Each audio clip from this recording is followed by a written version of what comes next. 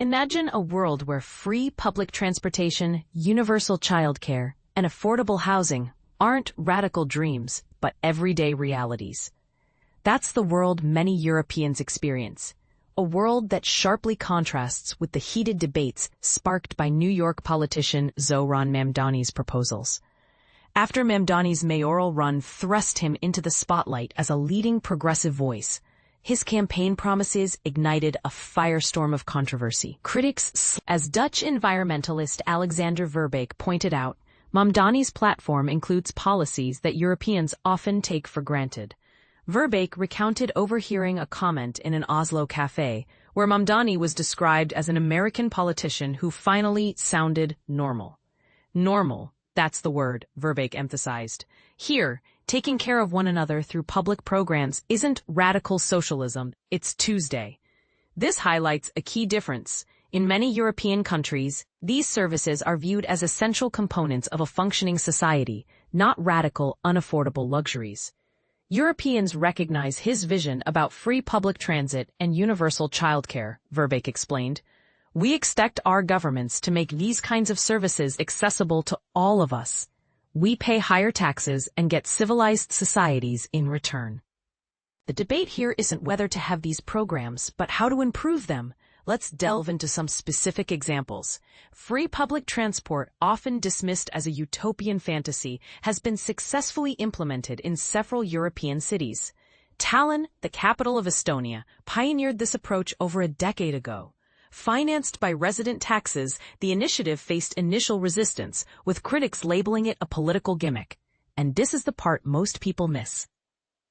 Despite the skepticism, research revealed a 14% increase in public transport usage and improved mobility for low-income residents within a year. Inspired by Tallinn's success, other cities like Montpellier and Dunkirk in France, as well as entire countries like Luxembourg and Malta, have adopted similar schemes.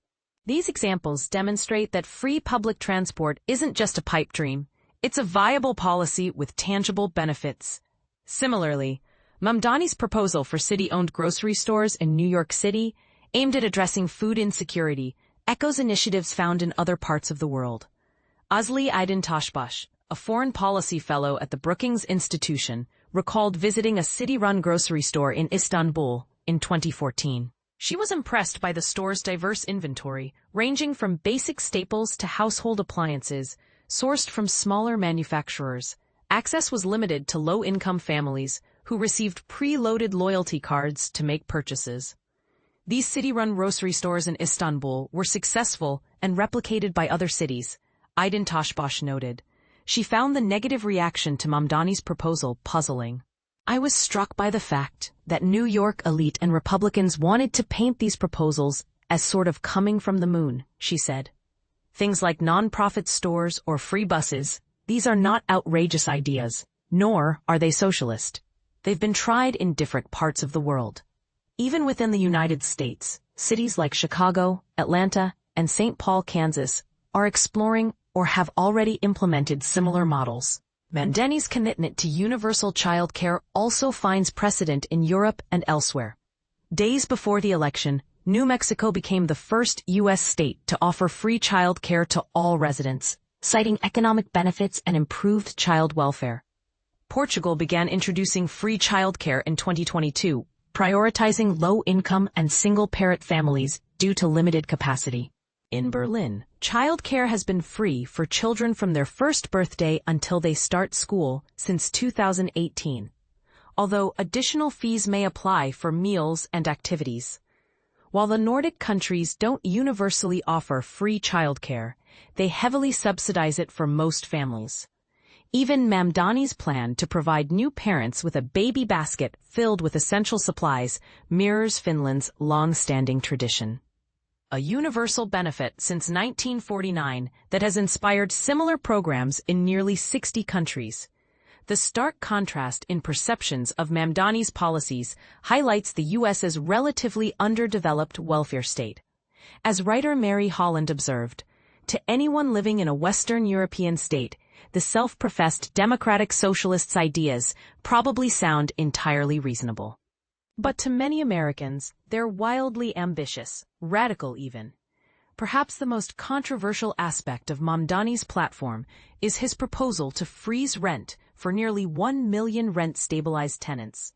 Former U.S. Treasury Secretary Larry Summers famously criticized rent control as the second-best way to destroy a city, after bombing. But here's where it gets controversial.